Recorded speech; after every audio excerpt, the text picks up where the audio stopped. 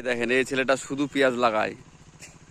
আর এই দেখেন পেঁয়াজ রসুন 5 রকমের। এই দেখেন জমি কত বড় জমি, এই জমিতে লাগাচ্ছে 5 মিশালি। এর ভিতরে সূর্যমুখী, পেঁয়াজ, রসুন, আদা, পেঁপে, সব কিছু, ভুট্টো, সব কিছু আছে এই জমির ভিতরে। আর দেখতে পাচ্ছেন পাশেই হচ্ছে লিচু বাগান। কত সুন্দর দৃশ্য, মনোরম দৃশ্য। এটাই হচ্ছে গ্রাম বাংলার দৃশ্য। আর এইভাবে এরা খাটে, আমারই কাজ করছে এরা। কেমন লাগছে আপনার এই পেঁয়াজ লাগাতে? তাই বলেন, আপনার কি অনুভূতি? লাগাতে ভালোই লাগছে। দেখেন উনি একটু লাজুক, তো উনি লজ্জা করছে। আমারই কাজ করছে। খাবার নিয়ে আসা হয়নি, একটু পরে খাবার টাবার নিয়ে আসবো।